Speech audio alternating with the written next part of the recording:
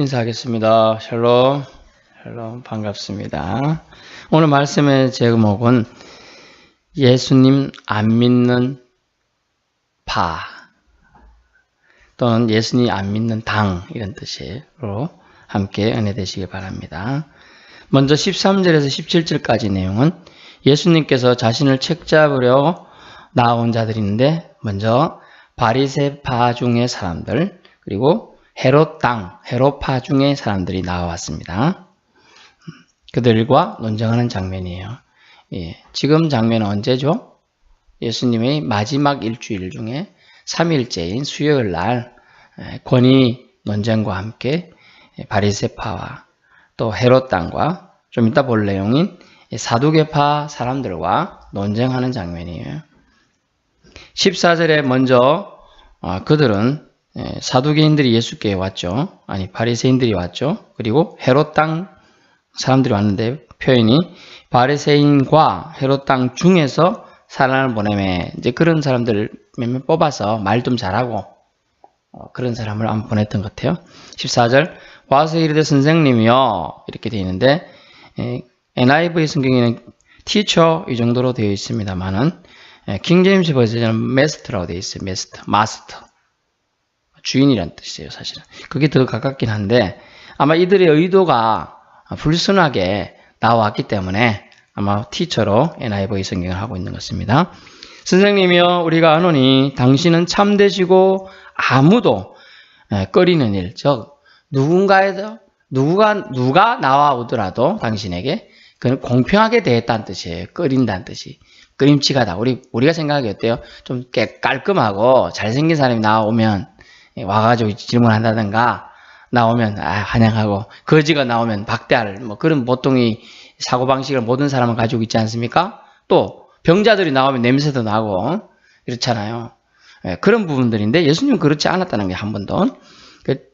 아무도 꺼리는 일, 주저함으로 그 사람들을 대하진 않았다 이거죠. 이는 사람을 외모로 보지 않고 오직 진리로서 하나님의 도를 가르치셨기 때문이다. 그러면서 예수님을 칭찬하는 대목이에요. 사실은 칭찬하는 멘트죠.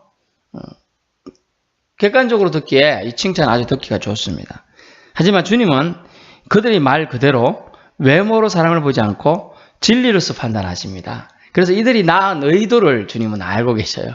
그들이 말한데 그대로 답이 있어요. 사실은 당신은 참되시고 아무도 꺼리는 일이 없으니 이는 사람을 외모로 취하지 않는 당신의 발음 때문입니다. 발음 분명히 느껴집니다. 이런 뜻이에요. 참 옳고 바른 칭찬입니다만 칭찬하는 자의 마음이 사실 그런데 이 내용이 담겨져 있지 않아요. 칭찬은 사실 빈수레일 뿐이죠. 이는 예수님을 올무에 걸리게 하고자 하는 사전 작업의 말이라는 거죠. 사전 작업. 포석으로 까는 거죠. 이렇게 띄워주면 사람이 좀 우쭐해지면 실수를 하게 되거든요. 그런 것들을 노리는 거죠. 당신의 말이 진리라고 하니 우리가 당신에게 질문을 던지겠습니다. 가이사에게 세금 바치는 것이 맞습니까? 옳습니까? 옳지 않습니까? 이렇게 말했어요. 좀 전에 누가 나왔다고 했죠? 헤롯 땅 중에서 보낸받은 자. 헤롯 땅이 누구입니까? 헤롯 왕조죠. 그때 헤롯 왕조와 로마 법을 지지하는 유대인들을 헤롯 땅이라고 했어요. 헤롯파라고 그랬어요. 그러니까 로마 법을 지지하는 사람들은 세금 내야 되겠죠? 그래요? 그래요. 그런 위치예요. 세금 내야 되는데 지금 세금 만약 안 내지 마라 이러면 어떻게 돼요? 반란 세력이 되고 헤롯파에도 반대가 되겠죠. 그럼 헤롯파가 고소한다든지 헤롯 왕조에게 해를 끼친 사람이다 잡아들일 수 있는 그런 올무가 되는 겁니다. 그런 뜻이 다 담겨 있어요. 그래서 가이사에게 세금 바치는 것이 맞습니까? 라고 판단을 내려주세요. 이런 뜻입니다. 그런데 15절 보세요. 우리가 바치리까 말리까 한데 예수께서 뭐라고요? 외식함을 아시고 다른 표현을 보니까 그들의 속임수를 보시고 이런 표현도 있어요. 그들이 친 올무, 그물에 지혜롭게 벗어나는 단어가 이제 나오는데요. 뭐라고 합니까? 가져왔거늘 너희가 지금 날 시험하느냐?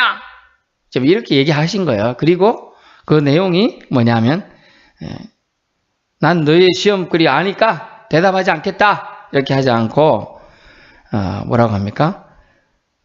데나리온 하나를 가져다가 내게 보이라. 아주 부드럽게 얘기하고 있어요.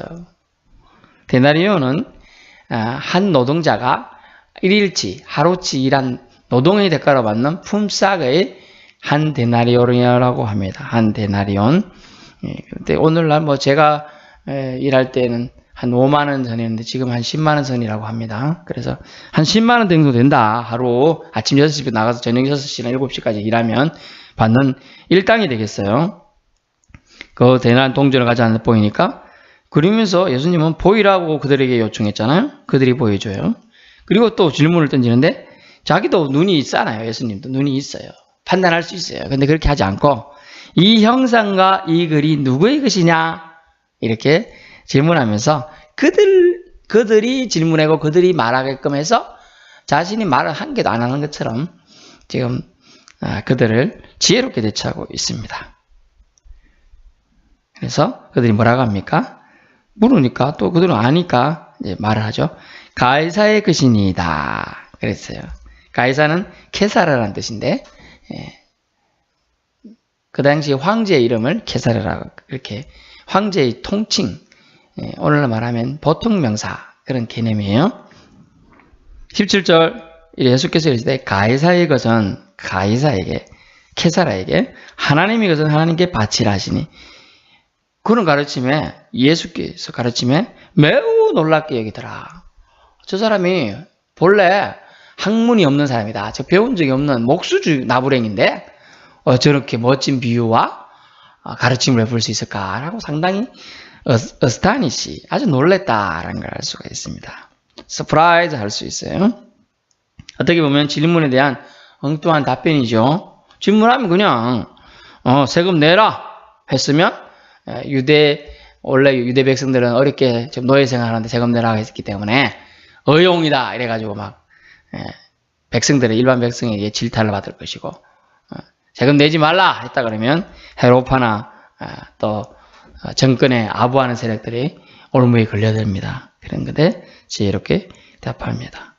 엉뚱한 답변이라 느껴지지만 말의 올무도 벗어나고 하나님의 것이 분명히 있음을 알 수가 있죠. 이것을 통해 즉 뭡니까? 하나님의 것이 구별되어 있는 뭔가를 알 수가 있어요. 하나님의 것이 구별되어 있는 것. 세상에 있을 동안은 사람은 세상의 땅을 딛고 삽니다. 그렇기 때문에 세상의 것에도 속해 있어요. 사실은. 그래서 땅에 속한 땅의 통치자들이 집에도 인정을 해야 됨을 알 수 있고요. 그럼에도 불구하고 성도들은 또 인생은 하나님의 것이라는 것이죠. 그래서 하나님의 뜻을 알 필요성이 있다는 거예요. 신의 존재를 인정하지 않고 사는 인생은 더 많은 삶을 살게 될 영에 대한 대비를 하지 않는 것을 하지 않게 되는 것을 우습게 생각하는 그런 경향이 있게 되는 것입니다. 여기서 교훈은 무엇입니까? 칭찬을 그들은 하지만 믿지 않는 저들의 모습이 담겨 있는데 교훈은 무엇이냐 하면 칭찬과 믿음은 다르다는 거예요. 그러니까 어떤 사람을 아주 재능이 탤런트가 뛰어나서 칭찬할 수가 있습니다만은 칭찬한다고 해서 그 사람을 완전히 믿고 그 사람이 말하는 걸 다 따르는 건 아닌 거예요. 그렇지 않아요? 여러분이 가정에서 부모님이 계시면 부모님이 잘한 걸 우리 아빠는 우리 엄마는 누구는 되게 좋아 이렇게 말할 수는 있어요. 하지만 그렇다고 부모님이 말한 걸 다 전폭적으로 뭐 맹종하거나 그러진 않잖아요. 그런 부분들이 많잖아요. 그런 부분들처럼 뭐냐면 칭찬하지만 칭찬을 할 수 있을지라도 믿지는 않는 그들의 모습을 안타깝게 우리는 보아야 한다는 걸 알 수 있습니다. 그렇죠. 가르침은 구할 수 있지만 그 가르침에 대한 순종 또는 믿음을 받아들일 수 없는 그들의 한계가 그 속에 들어가 있는 거예요.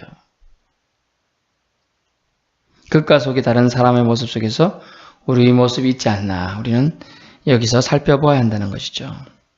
두 번째 교훈은 뭐냐면 하나님 나라와 세상 나라의 질적인 차이가 있음을 암시합니다. 하나님 나라는 이 세상에서 추구하는 것들과 많이 다르다는 거예요. 세상에서는 소위 잘 나가고 부자고 칭찬, 세상 칭찬 다 받고 다른 남들의 부러움을 받는 것이 최고지만 하나님 나라에서의 칭찬은 그렇지 않다는 거예요. 영이 잘 되는 거죠. 영혼이 잘 되고, 그 영혼이 잘 되는 것은 그 사람이, 그 한 영혼이 하나님을 향해 있느냐라는 거예요. 차이예요. 그 사람이 하나님을 향해서 살고 있느냐, 그 사람의 포인트가 하나님 쪽으로 향하고 있느냐예요.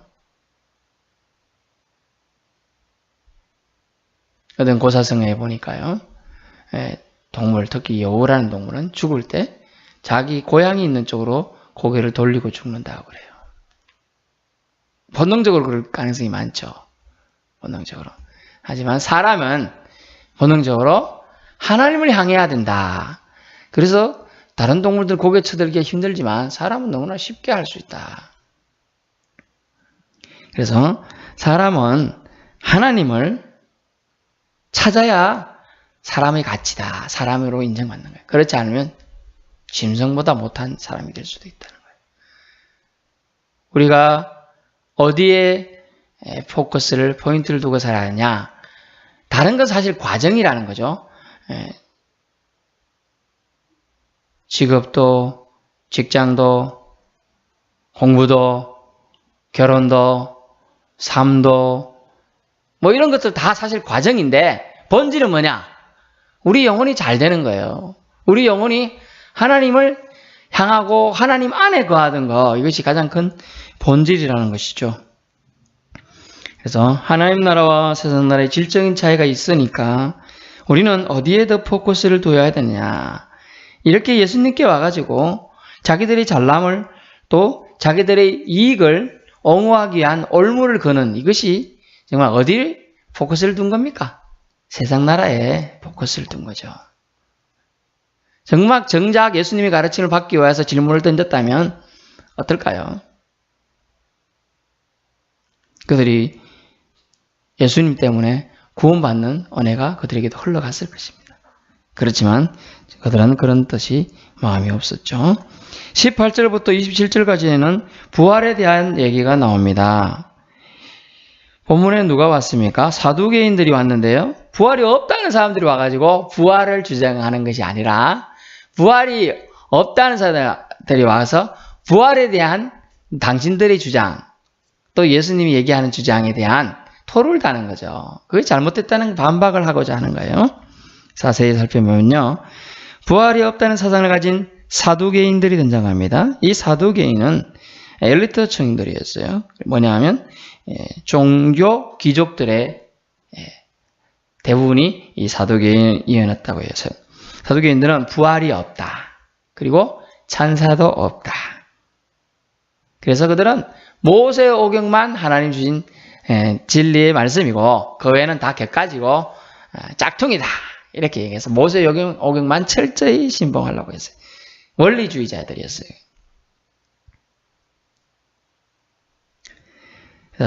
그래서 그들이 질문이 와서 그들이 던지는데 뭐라고 합니까? 선생님이요. 여기도 티처로 되어 있지만 원어에 가까운 킹제임스 버전에서는 여기도 마스터로 되어 있습니다. 모세가 우리에게 써주기를 어떤 사람의 형이 자식이 없어 아내를 두고 죽으면 그 동생이 아내를 취하여 형을 위하여 상속자를 세울지니라 하였나이다. 아멘. 이거 밑에 보면 뭐라고 나와요? 신명기 25장 5절 이렇게 되어 있죠. 각주에 그런 성경 있을 거예요. 밑에 있어요. 그 부분에 보면 모세오경, 신명기, 창세기, 출애굽기, 레위기, 민수기, 신명기잖아요. 모세오경에 속해 있기 때문에 이들이 잘한다. 내가 성경을 잘 알고 있습니다. 이래 얘기하면서 얘기하는 건데 원래 이 신명기 25장 5절을 준 하나님의 사랑의 의도를 이들은 모르고 있어요. 그래서 예수님 뭐라고 합니까? 24절에 너희가 성경도 하나님 능력도 알지 못함으로 오해함이 아니냐? 27절 끝부분에 너희가 크게 오해하였도다. 원래 이것을 이렇게 이런 말씀을 준 의도가 뭡니까? 상속자를 세우라. 뭐 그런 뜻도 있겠습니다만은 원래 뜻은 약자 보호 사상이에요. 약자. 자, 생각해 봅시다. 어떤 사람은 형이 죽었으면 형수가 지금 남아있다는 뜻이죠. 근데 옛날에는 여성이 경제활동한다는 게 거의 불가능했어요. 그리고 전에도 말씀드렸지만 사회적으로 약자의 대부분 누가 들어가죠? 고아와 가부와 나그네와 뭐 이런 사람들이 들어갑니다. 이렇게 이방인들 이렇게 사람들이 들어가요. 그런데 과부잖아요. 그러면 살아갈 방도가 없어요. 혼자 여인네 혼자는. 자식도 없어요. 자식이라도 있으면 그게 그 가게에서 도와주는 게 이렇게 있을 수 있는데 그렇지 않으면 뭐 문전박대 당하듯이 아주 어렵게 취급을 받았어요. 뭐 내치기도 하고 그러다 보면 심지어 먹고 살지도 못하고 이렇게 아주 험한 일도 당할 수도 있고요. 그렇기 때문에 그 형수를 즉 뭐냐 하면 보호해라는 뜻이에요. 보호해. 그 보호사상. 혼자 된 것도 서러운데 먹고 살 것도 없고 누군가의 구박을 받고 눈치를 받고 하는 게 얼마나 서럽겠느냐. 그것을 해결해주고자 하는 그런 의도예요. 그리고 또 형이 또 죽었으니까 그 안타깝게 죽었으니까 대를 이어줘야 되는 거 뭐 그런 것도 있겠지만 원래 형에게 속한 지분이 있잖아요. 가족이 있습니다. 제가 뭐 예를 들면 어느 한 가장이 재산이 1억 있다.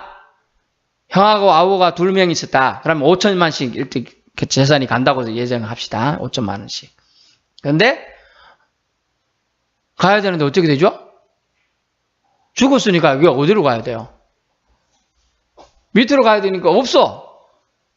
자녀가 있으면 거기 있는데 머무는데 없으니까 다른 데로 가는 거예요. 다른 동생이나 다른 데로. 요즘 법은 어때요? 형수, 즉 아내가 있으면 아내한테 갑니다. 그러나 예전엔 그렇지 않았던 것 같아요. 그래서 그렇게 그것을 보호하는 장치로 이렇게 우리나라도 있었던 제도입니다. 형사치수제도예요. 형사치수제도. 형수가 형수에게 자녀를 있게 하고 그것을 통하여 형의 후손이 끊어지지 않게 하는 배려심에 의해서 사실 만들어졌던 건데 그것을 이 사람이 의도하면서 뭐라고 했느냐?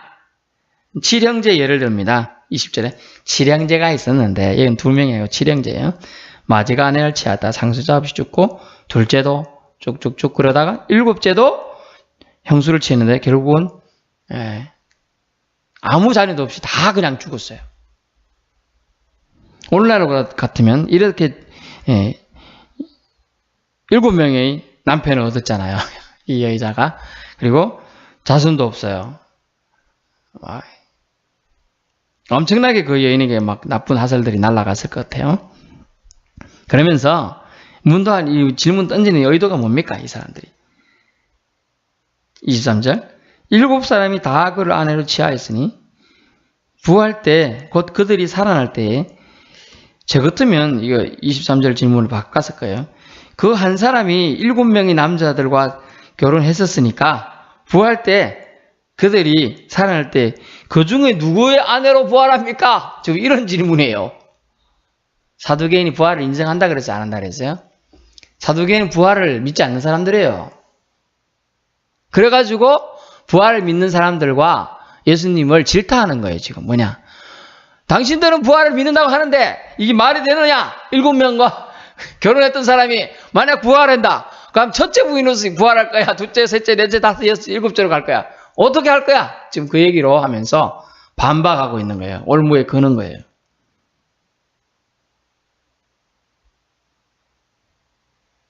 그러면 이렇게 하겠죠. 세상 사람들. 요즘 사람들 사고로는 그 사람들 중에 7사람 형제 중에 그 아내 가장 잘해줬던 사람의 아내로 부활하지 않을까요? 이렇게 생각할 수도 있겠습니다만 이것은 올무를 걸려는 말장난이기 때문에 그것은 큰 의미는 없겠습니다. 그래서 예수님은 이것에 대한 24절 답을 주시는데요. 너희가 성경도 하나님 능력도 알지 못하고 오해했다. 너희들 성경 엉터리로 해석하는구나. 너희들 참 뛰어나고 공부 잘하는 줄 알았더니 엉터리구나. 이래 얘기해야 되는데 그래서 예수님 부드럽게 성경을 오해했구나. 이렇게 얘기해 주고 있는 겁니다. 부활 시에 주님은 이렇게 말합니다. 25절 죽은 자 가운데서 살아날 때 이 부활심이다. 마지막 때 장가도 아니가고 시집도 아니가고 하늘에 있는 천사들과 같으니라. 아멘. 장가 결국 뭡니까? 지금 부활한 사람이 결혼제도에 다시 결혼이라는 것에 얽매이지 않는다. 그것을 주님은 얘기하고 있는 거예요. 그게 뭐냐면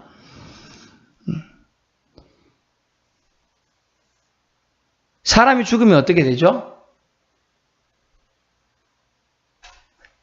자, 여러분 생각을 지금 더 생각하고 있어요. 여러분이 태어났습니다. 여러분이 의식이 있다고 기억하는 게 한 4, 5살부터 시작됐다고 생각해 봅시다. 그러면 여러분과 여러분 육체가 지금 다르게 있어요? 같이 있어요? 같이 있어요. 살아있을 때는 영혼육의 같이. 그것을 전인격이라 그래요. 전인격. 전체, 온전할 전자. 그렇습니다. 근데 죽었습니다. 우리가 죽었다 생각합시다. 죽으면요, 육체는 죽어서 오늘날 어디요? 땅으로 가서 묻히고 이렇게 그래도 나중에 헐구가 돌아가고 없어지잖아요? 또 화장했어. 아예 없어졌어요. 육체는 없잖아요. 근데요, 영은요? 영은 있어요. 안 없어져요. 영은 안 없어진다니까요.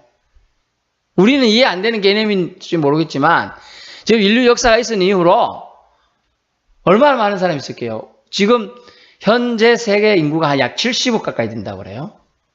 엄청나겠죠? 우리 생각은 그렇습니다. 지구 안에 이렇게 생각하니까 이게 엄청난데 지구, 태양계, 은하계 그렇기 때문에 여러분이 생각하는 그런 개념을 넘어서야 됩니다.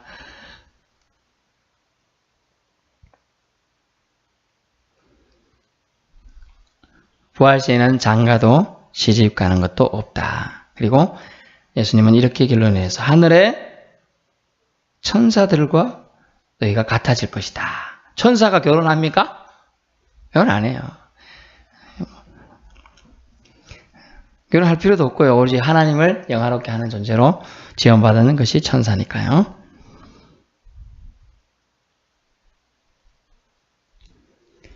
그래서 천사는 어떤 존재냐? 영적인 존재입니다. 그래서 좀 표현을 그럴지 모르겠습니다. 성적인 관계, 섹슈얼리즘 이런 관계들을 하지 않아요. 천사는. 그리고 그 섹슈얼리즘 관계가 남성과 여성이 있다는 것에서 비롯되거든요. 근데 천사는 그런 구분이 없어요. 그러면 우리가 부활하게 되면 이런 남성과 여성에 의한 그런 성적인 것에 결론 지어야 되는 것들은 우리하고 연관이 이제 없어지는 거죠.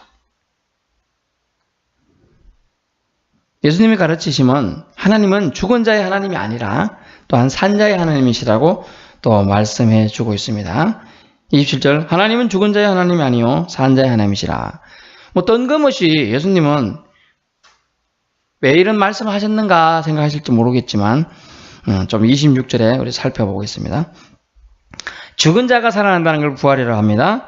너희가 모세의 책 중에 가시나무 떨기에 관한 글에 하나님께서 모세에게 이르시되, 모세의 책 어디냐면 출애굽기 3장 6절에 나오는 거예요.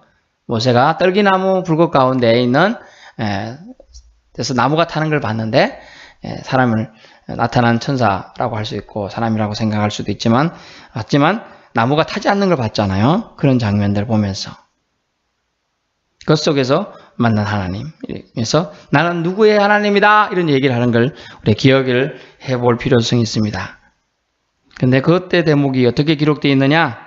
이렇게 되어 있으면 나는 I am 아브라함의 하나님이요 이삭의 하나님이요 야곱의 하나님이로라 하신지라. 다 현재형으로 기록되어 있어요. 여러분 성경에 영어로 되어 있죠? 영어로 보면 이렇게 되어 있죠? 영어를 여러분이 할 줄 아니까 I am의 과거형이 뭐죠?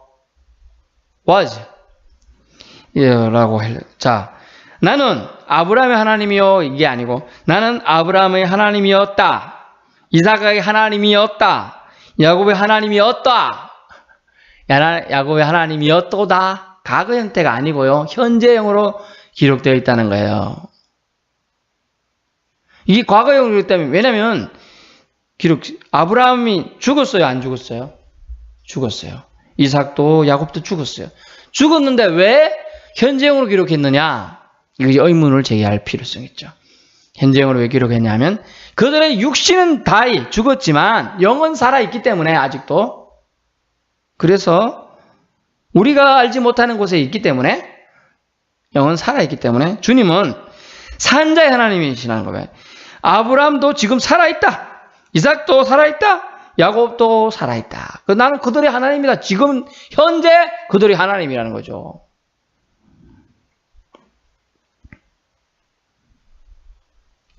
부활을 믿지 않는 사도계인들은 예수님을 난처하게 만들고 심지어 하나님 능력을 의심케 하도록, 또는 불가능한 일은 하나님도 할 수 없는, 어쩔 수 없는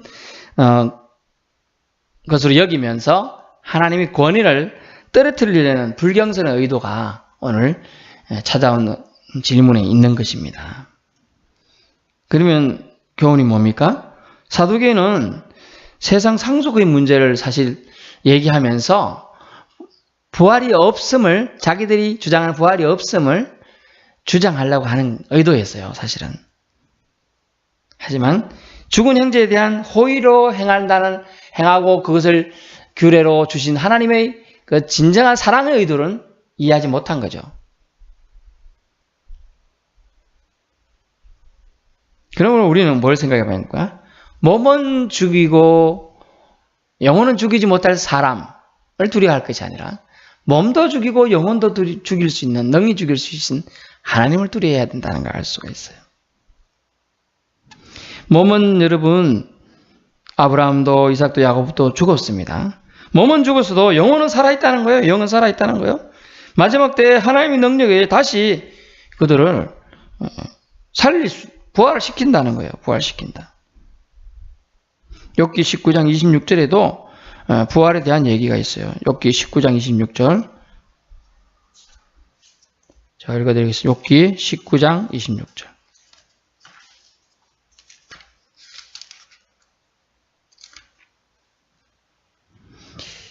내 가죽이 벗김을 당한 뒤에도 내가 육체 밖에서 하나님을 보리라. 아멘.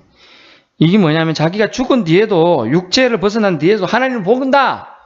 영혼은 안 죽는다는 얘기를 지금 욥이 하고 있는 거예요. 또 시편 16편 10절에 보면요. 시편 16편 10절. 이는 주께서 내 영혼을 소홀히 버리지 아니하시며 주의 거룩한 자를 멸망시키지 않으실 것입니다. 아멘. 소홀히, 영혼은 멸망으로 가게 하지 않는다는 거예요. 거룩한 자를 멸망시키지 않는다는 거예요, 지금. 시편 139편 8절에도 보면요. 139편 8절. 내가 하늘에 올라갈지라도 주님은 거기 계시며 서울에 내 자리를 펼지라도 거기 계시니 아니다. 아멘. 영은 죽지 않은 걸 알 수가 있어요. 하늘에 올라갔다는 뜻은 좋은 곳에 갔다는 표현으로 이해할 수도 있을 것이고, 서울에 자리를 폈다는 건 자기가 하나님 저주를 받아서 지금 지옥이라는 개념을 우리가 이해한다면, 그리 갔다고 해도 하나님은 거기도 계시다. 그러므로 영은 영으로 존재하고 있음을 계속 얘기하고 있는 겁니다. 그러므로 오늘의 교훈은 부활 시 하늘의 천사 같은 존재가 된다는 것을 주님은 이 짧은 본문이지만 그들에게 가르침을 주고 있는 거예요. 사도계인들에게. 육적 몸의 얼매기보다는, 그런 존재로서의 삶보다는 영에 더 치중해야 된다는 걸. 너희들이 똑똑하고 잘난 척하고 세상 사람들에게 존경을 받지만은 영을 추구하지 않고 육의 얼매인 삶을 사는 것은 너희들이 똑똑한 척하지만 똑똑한 척에 그치는 것이다 라고 얘기하고 있는 겁니다. 두 번째 교훈은 하나님께서는 산자의 하나님이시다. 죽은 자의 하나님이 아니에요. 창조 이전, 창조 이래 이후 쭉, 창조 이전에도 계셨고 창조 이후에도 쭉 하나님께서 살아계셨습니다. 그것을 얘기하고 있는 거예요, 사실은. 현재형으로 썼음을 알 수 있어요. 하나님은 살아계시다. 지금도 살아계시다. 지금도 우리를 불꽃 같은 눈동자로 보고 계신다라는 겁니다. 종합적으로 오늘 말씀드리면 예수 안 믿는 자들, 예수 안 믿는 파들이 오늘 대표적인 파들 다 나왔어요. 바리새파, 헤롯당, 사두개파 다 나왔습니다. 그들의 공이 자기들의 이익을 위해서 나와서 예수님을 넘어뜨리는 질문을 던지지만 예수님께서는 하나님이 주신 지혜로 그것들을 다 돌파해내고 있습니다. 믿음을 위해서 자기들의 신앙을 위해서 나와서 묻는 게 아니라는 거예요. 그러므로 신앙은 아는 것이 신앙이 아니라는 걸 알 수가 있죠. 알죠? 얼마나 성경 잘 알아요. 일반 성도들도 목회자들보다 성경 더 잘하는 사람 많아요. 신학자들 중에서도 믿지는 않지만 엄청 성경 잘하는 사람, 신학 바삭한 사람 천재예요. 하지만 신앙과 지식은 다르다는 거예요, 여러분. 당대 최고의 지도층인 바리새파, 헤롯파, 사두개파들이 다 자기들이 권위를 가지고 나왔지만 그들은 신앙으로 나온 게 아니라는 거예요. 하나님을 향한 마음으로 나온 게 아니라는 거예요. 우리는 주님 전에 나와 예배할 때 정말 주님을 예배하기 위해 나옵니까? 그것을 생각해 봐야 돼요. 우리가 만약 하나님을 사랑하고 예배하는 마음이 없이 나온다면 지금 나오는 바리새파나 헤롯파나 사두개파나 다를 바가 없을 수도 있다는 거예요. 기도하겠습니다.